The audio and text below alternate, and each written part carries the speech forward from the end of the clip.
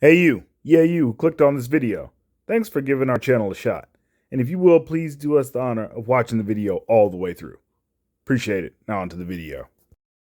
Okay, so Wakanda Forever's out, and it was a movie. Let's talk about it.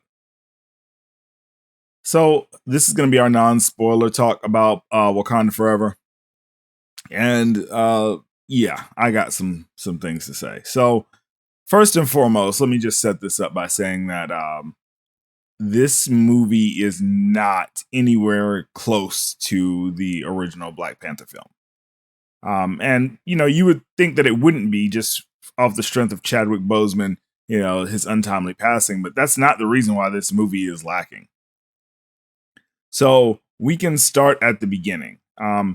And this movie is basically trying to make up for the fact that its star is gone, but without recasting the role of T'Challa the Black Panther, but rather trying to spread the weight of this film onto its various side characters and its newly minted main character played by Letitia Wright, Shuri.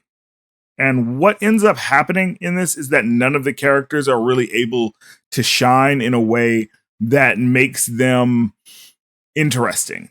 So whether we're talking about Shuri as, Black Panther and Princess of Wakanda, or we're talking about Queen Ramonda, or we're talking about Okoye, or Nakia, or any of the other characters, M'Baku in particular, none of these people are really given the room to shine, which is odd because this movie is so freaking long.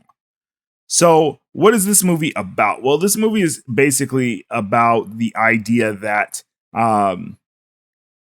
that there is another hidden civilization on Earth who apparently couldn't be bothered to move their ass when Thanos came, but now they want to make noise in the form of fake Atlantis, led by fake Namor, Cuckoo Khan or whatever the heck. It doesn't matter what his name is. It really doesn't, because this is so stupid. Mark. It doesn't matter what your name is. And the reason I can say that so flippantly is because, like I said, these characters just suck.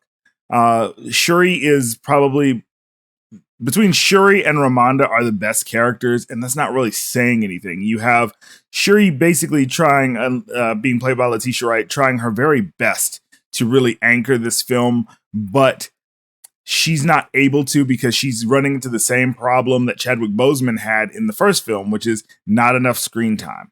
Then you have Queen Ramonda, who is basically doing her best African interpretation of Tina Turner in What's Love Got to Do with It in times. And I love Angela Bassett. She is a wonderful actress, and she really does bring a lot to this role. However, in this film, again, it's too much put upon her. Then you have Denai Guerrera's Okoye, and they really just go really far with her character.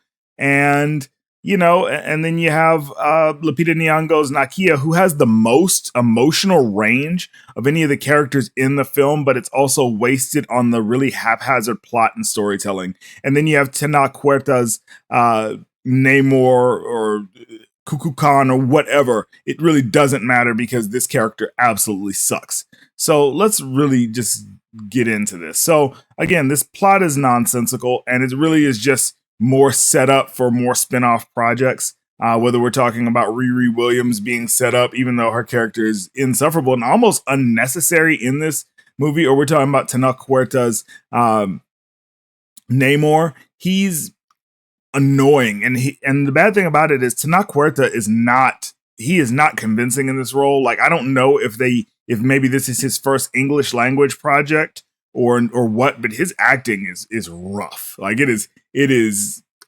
really rough in this film. The way that he delivers his lines is very unbelievable, and it's really hard to watch him on screen. The best on-screen moments are between Letitia Wright and Angela Bassett, and those moments are really good. But the problem is that like this movie does what a lot of the MCU movies do, whether it's forgetting that events happened in the past, or really doing anything to explain why things are happening, how things are happening, and what is happening in order. There's even a line in the movie that is so interesting that they use it because it's very indicative of the MCU in the end of Phase 4, and it's basically the how doesn't matter as much as the why.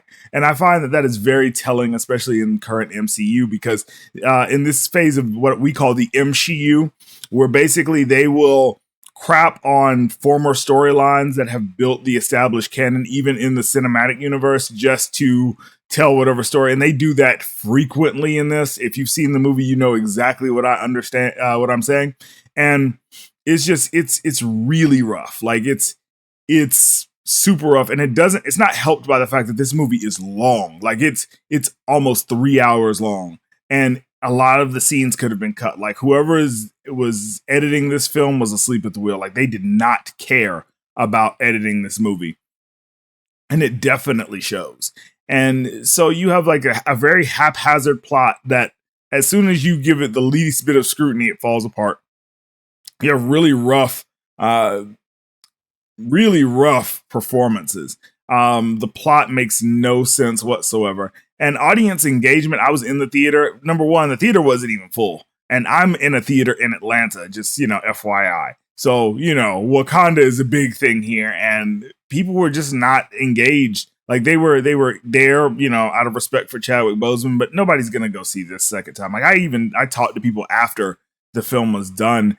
And, and the credits rolled and people were like, well, I mean, I saw it, but I'm not coming back. And that was what the strength of the first Black Panther was repeat viewings. And it's just not going to happen here. I mean, there are cameo appearances by some characters. And this film commits a really bad sin in that in order to keep people engaged, it engages in a trope called fridging. And I'm not going to tell you which character. We'll save that for the spoiler discussion, but needless to say, there is another character in this film that basically gets offed for the sake of character development, and it's not okay. The action sequences, some of them look pretty good, but most of them look like they could have been on Disney Plus. Like I'm not gonna lie, they do not look good.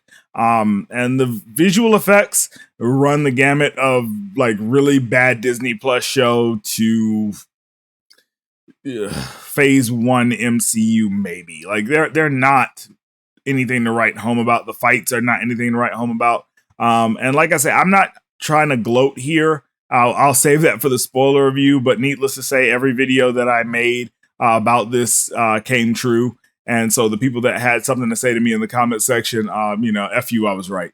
Shout out to Razor Fist. But this movie it wasn't good. And what they do at the end in the end credit scene makes it even worse. And it just shows you that they're not even trying anymore. Like they don't care about the fans. They don't care about the lore. And they're really just cashing in on the death of a fine actor and a really memorable person in Chadwick Boseman. And it's just really sad that Disney stooped to this level in order just to sell some tickets. I predict this having a 70% drop in the second week. But if I had to rate this, I would say that this is like see it as a matinee. Don't pay full price for this. Wait for it on HD DVD or Blu-ray or 4K Blu-ray, whatever way you're going to watch this digitally or, physically or whatever, but it is not worth a full price movie ticket, especially if you're bringing kids. It's not the event film like the first Black Panther was. And it's just, like I say, people are going to say what they're going to say in the comment section. They're going to have something to say, about how, I'm just hating or whatever. But this is just a Force Awakens all over again. You're going to be in love with this film because of the emotional manipulation. And then once the fog wears off, you're going to realize that this film was shit.